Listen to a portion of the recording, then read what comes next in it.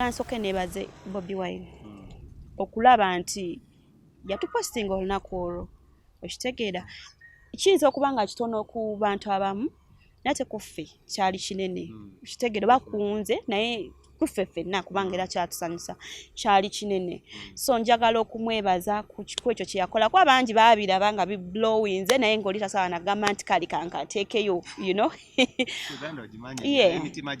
Uganda ogimanyi so naye omwami waba yavaayo n'agamba nti no kankakole ki akafaananyi kano abaana bano bannyumidde kankasharinge olaba omuntu abeera ne following ya mitwalo 40 n'afuuka ekisibu tasobola kukuteekayo oli nga alina oba ngambe nga ne tasobola nakukuteekayo naye omusajja alina following ya miliyoni namba okitegeera n'agamba nti kambateekeyo so bambi kyali kyamaanyi nnyo era tusiima nnyo his excellence tweyanziza nnyo so abatukomparinga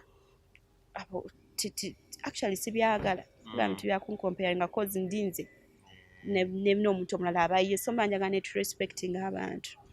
Oli mukyalo omukozi tukatuvudde mu family issues mutukize tugendeko kati ku business wise oli mukyalo omukozi ufuna otya ambassadorship deals zino zojja ofuna MOMO bola banje bali mu limelight ne tubalanga babendoosinga kyanjawulo kikyolina abala kibatalina nakugamba ekintu kimu nti Katonda ezwazita blessings omuntu wabeerawo blessings ne wabeerawo ne favor kati byonna ndowooza mbirina okiraba nti sinze era muntu gwandigambe nti nandibadde nfuna deals ezo zonna zenfuna naye nange sometimes ntula nengamba nze nzifunye you know katokikkiriza engeri gye bihappeningamu byonna byonna oyinza okwewuunya ne weesanga nga tobikyesinze nabbi kyesinga ate weewuunye before nagezangako n'okukyesingako n'okutuukirako kampani ezimu n'osaba ne batakuwa okitege n'okitala nogaa maybe sinnakola manyi waliwo essaawa weetuuka naye kenyini ng'olina okkiriza nogaa kyeka sinnakola kisinnakola okitegeera olwako abamu bayinza okulowooza nti bw'otambulako abantu babiri naga yoyo waffe olowooza wakola naye omuntu bw'akuuma bizinensi osooka ne weechekinga noga maybe sinnakola so nenkyuka nenkibako nenga kyeka sinnakola kansooke nkole naye kati obeera oli awo ng'ofuna omuntu wa contact nze MOMO kino kiri noga mukama kati so nebaza mukama ku nsonga ezo nti mbifuna nange nga simanyi. So of late this year how many deals have you got natwakoma ku area ya transport touring and travel tours and travel waliwo one wakolako tobimanyize mbere mu kamoli then no fa basembayo kwe ya tours and travel then nofuna eya zigenda zinva mutwe then jenzijukira esembyeyo ddala enkulu zibadde bbiri eno gye wakafuna neeno kati soko tudduseemu kawo up to speed muguno omwaka bati muguno omwaka nafunamu eyo tours and travel nefunamu eno yes Mileke Cosmetics nefunamu waliwo Jeda Lashes nayo waali nefunamu n'eriwo endala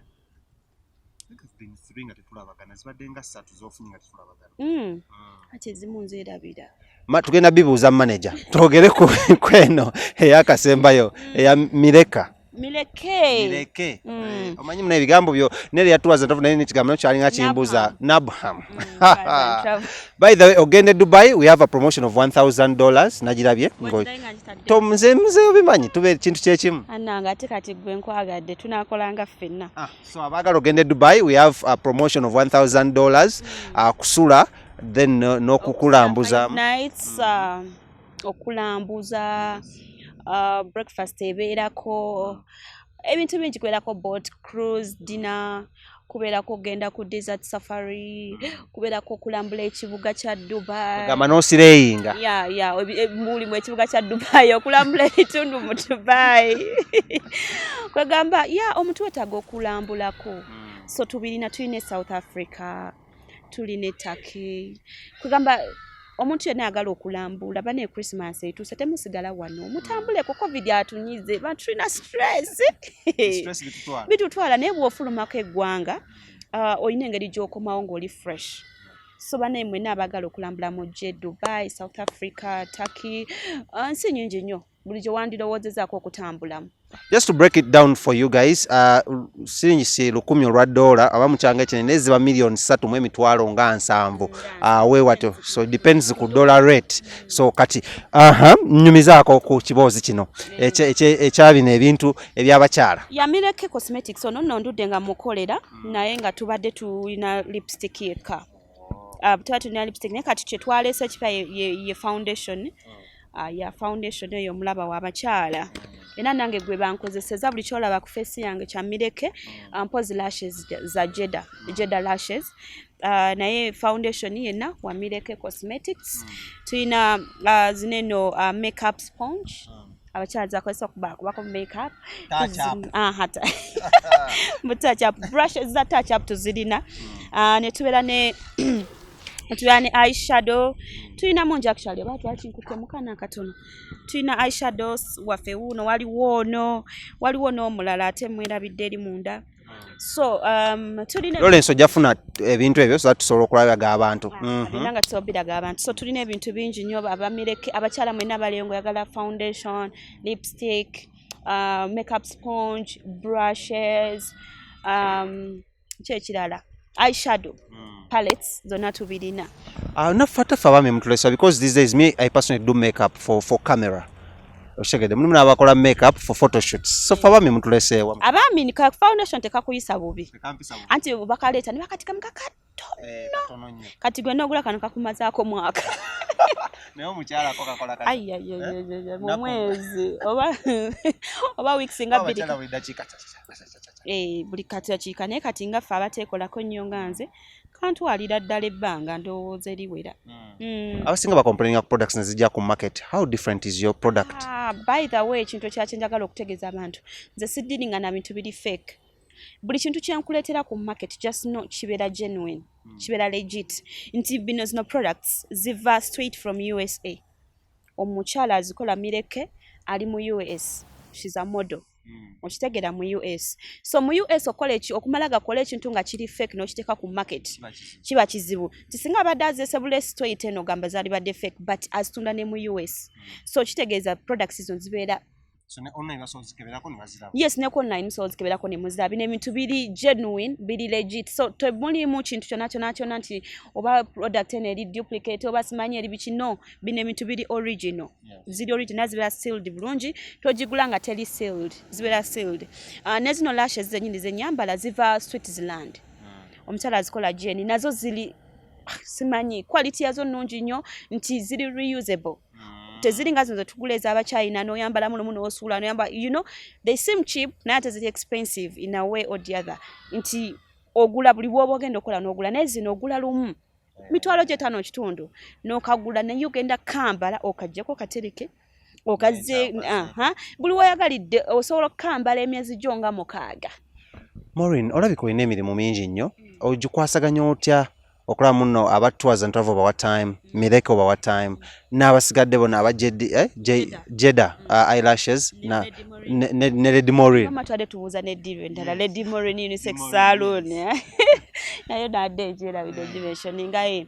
Byonna mbikwasaganya. Mbera busy nnyo naye nfuba nembiko kubanga ba clients bano balaba oba oyina okuba satisfying nti omulimu gwo gubeera gwa ku advertising abintu byabwe nemenga sure nti bafuna ba clients so obeera oyina okukibeerako oyina okubawa ekisinga kubanga bw'otaba kisinga tebajja kwongera business ndowooza lwaki nfuna ne business nti omuntu alaba nagamba effort gy'oteekamu exactly naye akaana kano kakozi omuntu najja nakuwa business nomala najja nakuwa noli nakuwa because ntekamu nnyo effort yange okulaba nga clients ente z'abansasudde bambi tezifa era nze client wange batafunye ba clients kinuma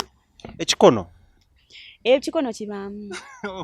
How do you deal with abantu nga abo abakuba ekikono abakwogera they want to put you down or your brand down? Nze abantu boogera kati olaba tours and travel gye tulimu abantu bagita yabafere era bagamba mu makati wafuka mufere nti osobola n'okulanga ekintu nogamba naye twetaaga abantu bati bagende UK oli najja n'akiba muli bafere tekisoboka ne bakiba naye ate kakati olaba nsobola okuba nga ndi e Uganda because saalina chance eyo okitegeera nti wemberedde Uganda nga sina chance alanga kintu ekyo oba maybe kati nalangako abaagala bananses nga babeetaaga ba doctors kati nze siri musawo okitegeera kati nze ate nandigendedde ntya kuddiryo nga siri musawo okitegeera so abantu olinajja nakkuba ekikono ebikono bingi nolanga ekintu olinajja nagamba gwe biki naye nebaza abantu abanzikiririza olinagamba nti ze MOMO waba alanze ekintu and njagala okugamba Smith mbeera ne bwogenda ku social media abantu bensavinzeko nga MOMO yamusavinze they can tell nti MOMO tatu bwenkusuubiza ekintu nkituukiriza bwega kigenda kuba kibeera kigenda kubeera bwe kityo sigamba kino nenja okukola kirala kubanga nze buli business gye bampanze omuntu yenna neba kampani ng'entuukiridde I take my time nenga nidaba kampani obiki byekola ddala bituufu oba si bituufu okitegeera si kumala nti business kampani ekuwadde omulimu n'olangirawo nga tomanyi bebalanga olina okufa ku bantu kubanga omuntu bamuguza product eri fake nemu affectinga it all comes back to me okitegeera so olina okubeera nga oli careful naye abantu abakuba ebikono sibalinaako buzibu bakube n'abanjagala banjagala ne bakasoma bange basigala bampagira kati kintu kino kigoinga but let's go back to family a little bit abakyala emufuna sente I hear mutera okumisbehaving ewaka MOMO you're an icon a model to so many a role model to so many other girls that look up to you how do you ofunya akasente kofuna million 5 million 10 ewaka tuli ovuge motoka yovuga nsajja doesn't this affect your relationship at home tofuna munchi loga mno akana ndi boss so guleko ko so tumya pizza wenjagalira ne gwene dax and it's a conflict of interest. I know naye nze ekintu tekibaawo lwakuba nti kale ekikireeta sometimes abantu be babireetamu ebigambo nti omukyala afunye so ne watandika ogabaawo kati omukazi atandise okufuna sente oyo mwerabire oyo musiibule agenze abakazi bafuna sente tebasoboka biki bantu be babireetamu naye nga ffe tewali buzibu you know I don't know abantu bowe batyo tetulina kyabakolera naye nga bantu babireetawo naye nze ng'omuntu esente tesobola kunkyusa kubanga leero omwami wanyinza obba zina ekyamukyalo gwe n'oba nazo leero n'oba nazo enkya omwami onaaba nazo so sente tezina kyezinza kunkyusa. Okay, kati nga twagala omaliriza because of time ate tumanyo ina photo shoot let's tugamba abantu waje tusokusanga these products atutandike ne tours and travel because tujja kwa tukoze disservice okukyazanga go brand ambassador notabuli abantu tours and travel tours and travel ya Fenabham tours and travel gwe wene etaze passport etaze visa etaze air ticket aine emigugu munsi Oman, Dubai, Abu Dhabi, Saudi Arabia, China, USA, UK, Turkey, Egypt. Jangu mu inbox yange.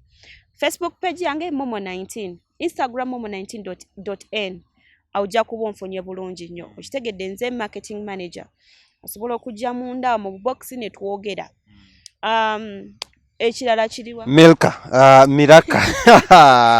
you nedda omanyi nasomanga n'omwana nga bamuyita Milka okitegedde kati bwe nakirabye then it came back by the Milka otulaba nnyo thank you so much for watching okay Mileke cosmetics era you inbox me oba nogenda ku page yaffe ya Facebook bagita Mileke cosmetics oba ozisanga products zonna Instagram Mileke cosmetics Facebook page yange era nayo osobola okuhitinga nogamba MOMO njagala ku foundation wa Mileke njagala ku lashes za Jeda njagala ku lipstick wa Mileke bena nobinsaba then Lady Moran Unisex Salon tuliwane no kupopopo mundeba gwayagala ka makeup abagambe tusinzidde era wane we tusinzidde we tutudde wane mutaba tuwomedde ka makeup akalungi tukakola tukola enjala tukola facial tukola body massage tukola ku bagole tulina gowns tulina gomes tukola ku bami n'abakyala tusiba enviri eza buli kika buli zolowoozaako